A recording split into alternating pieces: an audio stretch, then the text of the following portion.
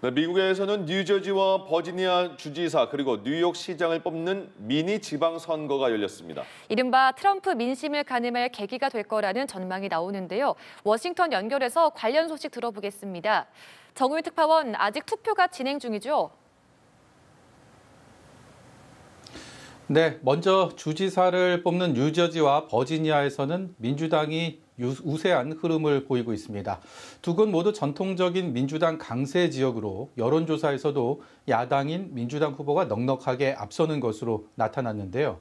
버지니아는 수도 워싱턴과 인접해 공무원들이 밀집한 지역이라서 연방정부 구조조정 그리고 셧다운으로 인한 무급휴직의 여파가 표심에 반영될 것으로 보이고요.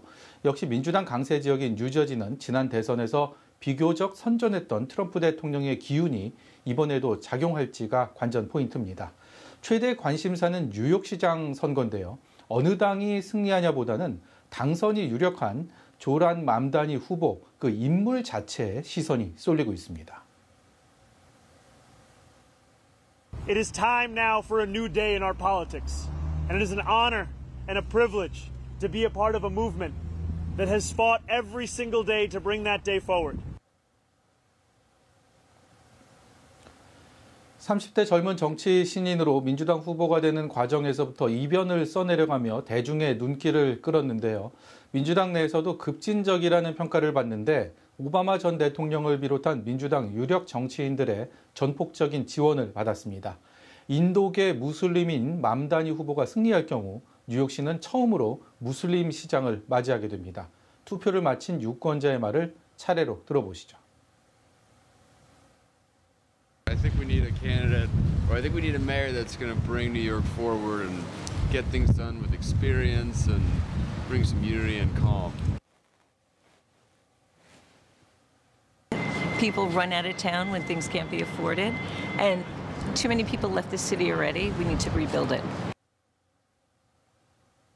예, 비록 전국 단위 선거는 아니지만 정 특파원이 짚어준 이 선거 지역의 특성을 고려할 때 이번 선거 결과가 트럼프 대통령에 대한 여론을 가늠할 수 있는 계기가 되겠군요. 네, 말씀하신 대로 이번 선거는 임기 초반 트럼프 행정부 국정 운영에 대한 유권자들의 평가 성격도 함께 가질 전망인데요. 트럼프 대통령도 적극 지원에 나섰습니다. 민주당 후보 맘다니가 뉴욕시장이 된다면 뉴욕엔 재앙이 될 거라고 독서를 가했고요.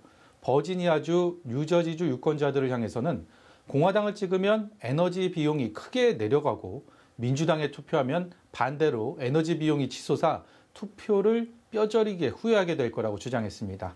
오늘 있었던 백악관 대변인 브리핑에서도 이번 선거에 대한 질문이 나왔는데요. 캐롤라인 레빗 대변인은 앞서 나가지 않겠다며 내일 트럼프 대통령이 직접 결과를 보고 얘기할 거라고 밝혔습니다. 세 곳 모두 박빙 판세라고 볼 수 없기 때문에 투표가 마무리된 직후, 그러니까 우리 시간으로 정오 무렵까지는 당선자 윤곽이 드러날 것으로 예상됩니다. 네, 미국 연방정부 셧다운 얘기도 해보겠습니다. 오늘 오후 2시를 기해서 이 셧다운 최장 기록이 바뀌나 보네요. 네, 그렇습니다. 우리 시간으로 오후 2시, 이곳 현지 시간 오늘 자정부터 연방정부 셧다운은 36일째를 맞게 됩니다. 트럼프 정부 1기 당시 기록했던 최장 기록 35일을 경신하게 되는 건데요. 뾰족한 해법은 보이지 않는 상황입니다. 트럼프 대통령의 조바심도 커졌는지 셧다운 최장 기록 진입을 앞둔 오늘도 지금까지보다 한층 격렬한 표현을 써가며 목소리를 높였습니다. 여당인 공화당을 향해 셧다운을 끝내기 위해 필리버스터 종결을 촉구했는데요.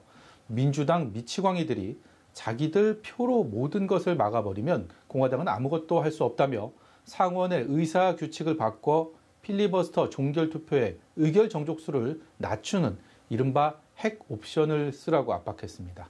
백악관은 항공편에 막대한 차질이 이어지고 있고 여행 산업도 40억 달러 이상의 손실을 입었다며 민주당이 미국의 가정과 노동자, 기업들에게 고의로 피해를 주고 있다고 성토했습니다. 한편 트럼프 행정부의 관세 정책이 적법한지를 따질 미국 연방대법원의 첫 심리가 하루 앞으로 다가왔는데요. 마지막으로 이 소식도 전해주시죠.